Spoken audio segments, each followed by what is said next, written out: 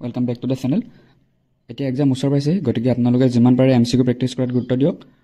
আজিৰ ভিডিঅ'টো আমি এডিআৰই গ্ৰেড 4 ৰ বাবে ইম্পৰ্টেন্ট ভাগৰ কিছুমান প্ৰিভিয়াছ ইয়াৰ কোৱেশ্চন লৈছো যিবিলাক আসাম গভৰ্ণমেণ্টৰ আগতে কিছুমান ডিপাৰ্টমেণ্টেল এক্সামত আহি গৈছে ডিএছএছ বা যোৱাবাৰ এডিআৰ অহা প্ৰশ্ন আমি ইয়াত ভিডিঅ'টো লৈছো।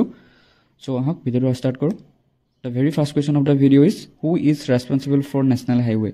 ৰাষ্ট্ৰীয় ঘাইপথবোৰৰ দায়িত্ব কাৰ অধীনত থাকে? ৰাজ্য চৰকাৰ, কেন্দ্ৰীয় চৰকাৰ, স্থানীয় চৰকাৰ নে পঞ্চায়ত সমিতি? ঠিক আছে, ইয়াৰ শুদ্ধ উত্তৰ হ'ব অপশ্যন বি। চেন্ট্ৰেল গভৰ্ণমেণ্টৰ ওচৰতে নেশ্যনেল হাইৱে থাকে। National highway means central government. আপোনালোকে চাই ল'ব।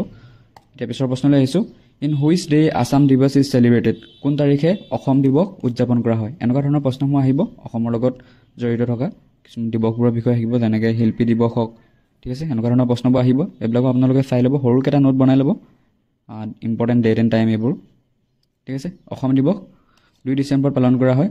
2 ডিচেম্বৰত কিয় পালন কৰা হয়? কাৰণ 1228 খ্ৰীষ্টাব্দত যেতিয়া চুকাফাই অসমলৈ আহিছিলে, সেই অসমত আহি তেওঁ ব্ৰহ্মপুত্ৰ উপত্যকাত 2 ডিচেম্বৰ তাৰিখে আহি পাইছিলেহি, আৰু সেয়েহে এই 2 ডিচেম্বৰ তাৰিখটো অসম দিৱস বা চুকাফা দিৱস হিচাপে পালন কৰা হয়। ইয়াক চুকাফা দিৱস বুলিও কোৱা হয়। ঠিক আছে, এতিয়া পিছৰ প্ৰশ্নলৈ আহিছোঁ। What is the maximum speed limit in India? ভাৰতত নিৰূপিত সৰ্বাধিক গতিবেগ কিমান? ঠিক আছে, option A 60, option B 80 kilometre hour, option C 100 আৰু অপশ্যন ডি 120। কোনটো শুদ্ধ উত্তৰ হ'ব আপোনালোকে জানিলে কমেণ্ট কৰিব ভিডিঅ'টো পজ কৰি। ইয়াৰ শুদ্ধ উত্তৰ হ'ব অপশ্যন ডি 120 কিলোমিটাৰ। এইটো কিন্তু হাইৱেত নহয়, যি এক্সপ্ৰেছৱে থাকে,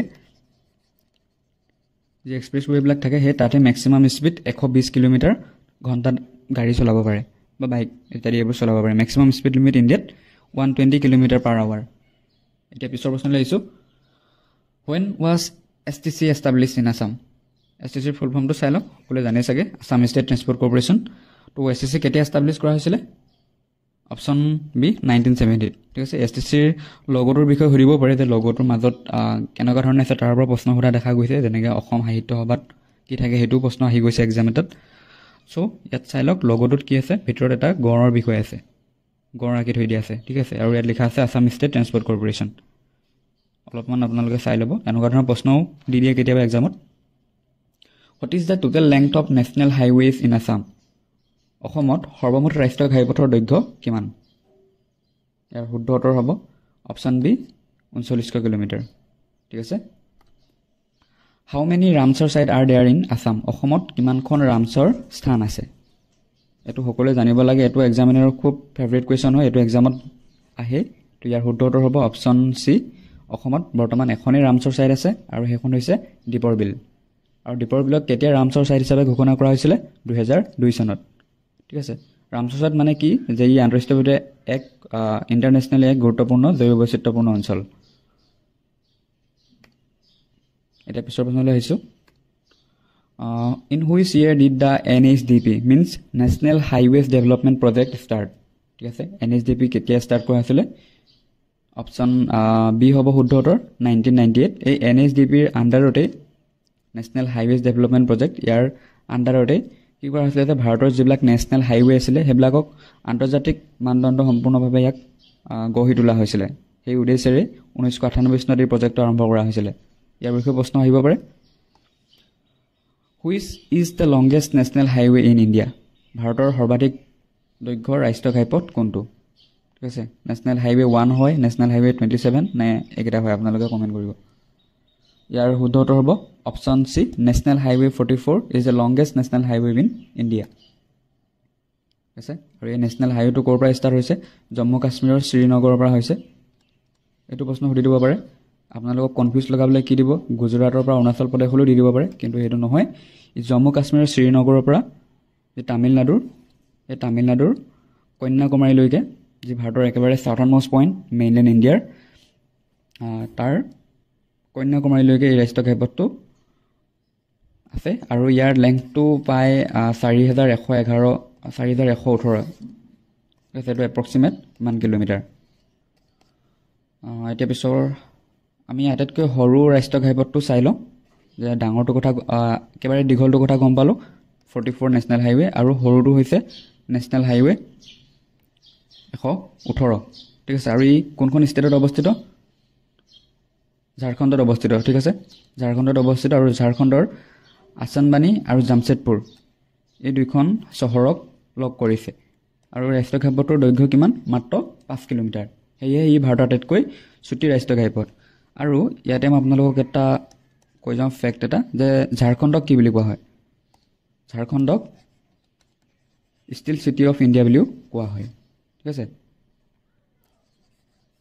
ষ্টিল চিটি অফ ইণ্ডিয়া বুলি কোৱা হয় ভাৰতৰ ষ্টিল চহৰ বুলি কোৱা হয় এইটো প্ৰশ্ন আহিব পাৰে এতিয়া পিছৰ প্ৰশ্নলৈ আহিছোঁ which of the following state is the best developed in rail roads list developed not best developed কোনখন ৰাজ্য ৰেলপথৰ ক্ষেত্ৰত একেবাৰে নিম্নতম বিকশিত ঠিক আছে তাত ৰেলৱে ৰোড এইবিলাক ভালদৰে নিৰ্মাণ কৰা হোৱা নাই বা অতি কম দৈৰ্ঘ্যত আছে তো ইয়াৰ শুদ্ধ উত্তৰ কি হ'ব অপশ্যন চি মণিপুৰ এইকাৰণে ইম্পৰ্টেণ্ট হয় কাৰণ কাৰেণ্ট এফেয়াৰ্ছত মণিপুৰ বহুত ইম্পৰ্টেণ্ট কাৰেণ্ট এফেয়াৰ্ছত ট্ৰেণ্ডিঙত চলি আছিলে গতিকে মণিপুৰৰ পৰা অহা কুৱেশ্যন দিব পাৰে মণিপুৰৰ কেপিটেল এইবিলাকো সুধিব পাৰে তো আপোনালোকে মণিপুৰৰ কেপিটেলটো কমেণ্ট কৰি জনাব কি হয় এতিয়া পিছৰ প্ৰশ্নলৈ আহিছোঁ দ্য নেশ্যনেল হাইৱে 1 কানেক্টছ দিল্লী যি ৰাষ্ট্ৰীয় ঘাইপথ 1 আছে সেয়ে দিল্লীক কোনখন ঠাইৰ সৈতে সংযোগ কৰে সেইটো সুধিছে ঠিক আছে নেশ্যনেল হাইৱে গতিকে অকণমান ইউনিক হয় সেইকাৰণে ই ইম্পৰ্টেণ্টো হয় ইয়াৰ শুদ্ধ উত্তৰ কি হ'ব ই দিল্লীক অমৃতসৰৰ সৈতে কানেক্ট কৰে ঠিক আছে এতিয়া পিছৰ প্ৰশ্নলৈ আহিছোঁ গ্ৰেণ্ড ট্ৰাংক ৰোড কানেক্টছ ঠিক আছে গ্ৰেণ্ড ট্ৰাংক ৰোডে কাক সংযোগ কৰে অপশ্যন কেইটাৰ ভিতৰত অপশ্যন চি হ'ব ইয়াৰ শুদ্ধ উত্তৰ কলকাতা এণ্ড অমৃতসৰ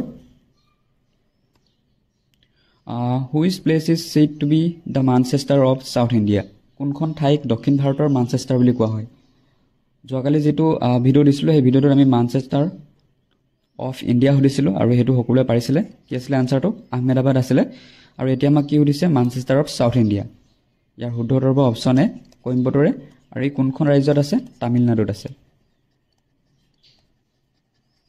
ঠিক আছে আৰু অসমৰ মানচেষ্টাৰ সকলোৱে জানে শুৱালকুছি এতিয়া পিছৰ প্ৰশ্নলৈ আহিছোঁ national waterway 1 is on which water system ৰাষ্ট্ৰীয় জলপথ 1 কোনটো জলপ্ৰণালীত বা কোনকেইখন ৰিভাৰ ছিষ্টেম বা কোনটো ৰিভাৰ ছিষ্টেমত আছে যিদৰে নেশ্যনেল হাইৱেবিলাকক নাম দিয়া হয় national highway 1 national highway 44 37 etcetera ঠিক একেদৰে আমাৰ ভাৰতৰ যিসমূহ গুৰুত্বপূৰ্ণ বা ডাঙৰ নদী আছে সেই নদীসমূহকো নেশ্যনেল ৱাটাৰৱে নাম দিয়া হৈছে তো নেশ্যনেল ৱাটাৰৱে কোনখন নদীক দিয়া হৈছে কি হ'ব শুদ্ধ উত্তৰ option C Ganga Bhagirathi Hooghly river ইয়াৰ জলপথটোক নেশ্যনেল ৱাটাৰৱে 1 নাম দিয়া হৈছে এতিয়া আমি কিছুমান ইম্পৰ্টেণ্ট ফেক্ট চাই লওঁ কি হয় নেশ্যনেল ৱাটাৰৱে 2 ব্ৰহ্মপুত্ৰ নদী মষ্ট ইম্পৰ্টেণ্ট ঠিক আছে ব্ৰহ্মপুত্ৰ ৰিভাৰ এই ৱাটাৰৱেটোক নেশ্যনেল ৱাটাৰৱে 2 নাম দিয়া হৈছে ৰাষ্ট্ৰীয় জলপথ 2 আৰু এইটো অপশ্যনত কেতিয়াবা আপোনালোকক খেলিমেলি লগাব দিব পাৰে অৰুণাচল প্ৰদেশ দি দিব পাৰে কিন্তু নেশ্যনেল ৱাটাৰৱে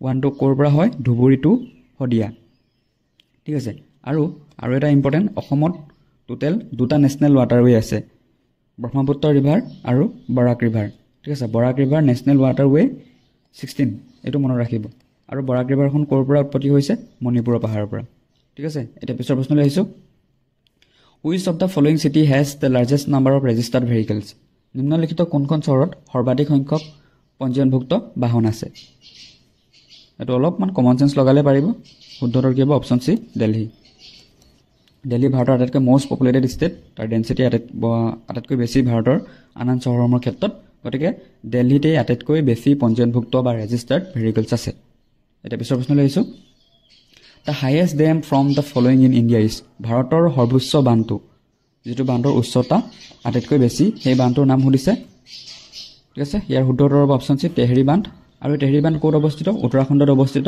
উত্তৰাখণ্ডৰ ভাগীৰথী নদীৰ ওপৰত অৱস্থিত আমি যোৱাবাৰ ভিডিঅ'টোত কি পঢ়িছিলোঁ যে উত্তৰাখণ্ডতে যি ভাগীৰথী আৰু অলকানন্দা সেই নদী দুখন লগ হৈছিলে যদি আপোনালোকে ভিডিঅ'টো চালে তেন্তে এবাৰ ৰিকল কৰিব চাওক যে ভাগীৰথী আৰু অলকানন্দা যি দুখন লগ হৈ পিছত গংগা নামেৰে বৈ আহে সেই নদীখন উত্তৰাখণ্ডৰ কোনখন ঠাইত লগ হৈছিলে দুইখন নদী ভাগীৰথী আৰু অলকানন্দা ঠিক আছে এতিয়া পিছৰ প্ৰশ্নলৈ আহিছোঁ which dam in India has the distinction of being the longest earthen dam in the world ভাৰতৰ কোনটো নদীবান্ধ পৃথিৱীৰ আটাইতকৈ দীঘল আৰ্থেন ডেম বা যদি অকল ভাৰতৰ ক্ষেত্ৰত সোধে তেন্তে ভাৰতৰ আটাইতকৈ দীঘল নদীবান্ধ আনচাৰটো একেটাই হ'ব কি হ'ব অপশ্যনৰ ভিতৰত শুদ্ধ উত্তৰ হ'ব অপশ্যন ডি হীৰাকুদ ডেম ভাৰতৰ আটাইতকৈ দীঘল নদীবান্ধ আৰু ই আপোনালোকৰ মহানদীৰ ওপৰত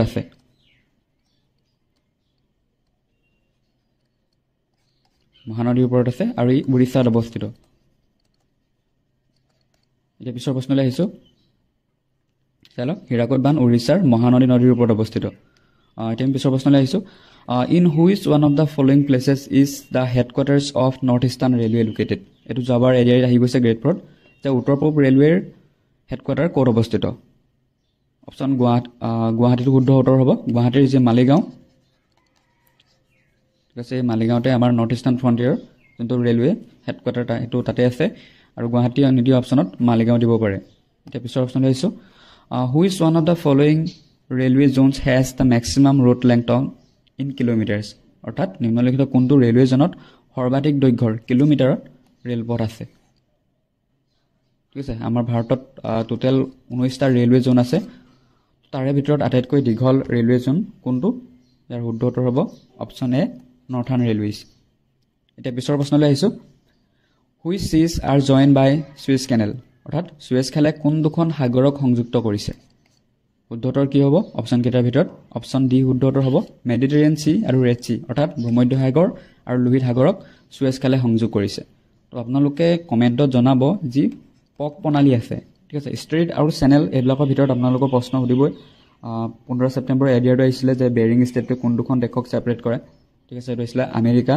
তাৰপিছত ৰাছিয়া সেইটো আছিলে শুদ্ধ উত্তৰ ঠিক একেদৰে গেট 4টো অহা চান্স বহুত বেছি থাকে এনেকুৱা ইম্পৰ্টেঞ্চ কেনেল বা ষ্ট্ৰেইট বা চেনেল এইবিলাকৰ বিষয়ে প্ৰশ্ন সোধা দেখা যায় তো আপোনালোকে কমেণ্ট কৰি জনাব যিটো পক প্ৰণালী আছে পক প্ৰণালী বা ইংলিছত যোনটো পক ষ্ট্ৰেইট আছে এই ষ্ট্ৰেইটটোৱে কোন দুখন দেশক ছেপাৰেট কৰে সেইটো আপোনালোকে কমেণ্ট কৰি জনাব এতিয়া পিছৰ প্ৰশ্নলৈ আহিছোঁ which waterway in India is known as the waterway of peninsular India ভাৰতৰ কোনটো জলপথক উপদ্বীপীয় ভাৰতৰ জলপথ বুলি কোৱা হয় পেনিনচুলাৰ ইণ্ডিয়াক আমি কি বুলি কওঁ সেইটো আপোনালোকে প্ৰথম জানিব লাগিব সেইটো হৈছে চাউথাৰ্ণ ইণ্ডিয়া আৰু যদি আপোনালোকে অপশ্যন কেইটা চাই এলিমিনেট কৰিব পাৰিব যমুনা ৰিভাৰ চাউথাৰ্ণ ইণ্ডিয়াত নহয় ব্ৰহ্মপুত্ৰ ৰিভাৰ নহয় গংগা ৰিভাৰ নহয় গতিকে অপশ্যন বি হ'ব শুদ্ধ উত্তৰ গোদাবৰী ৰিভাৰ আৰু তাৰ যিটো জলপথ সেই জলপথটোক উপদ্বীপীয় ভাৰতৰ জলপথ বা পেনিনচুলাৰ ইণ্ডিয়া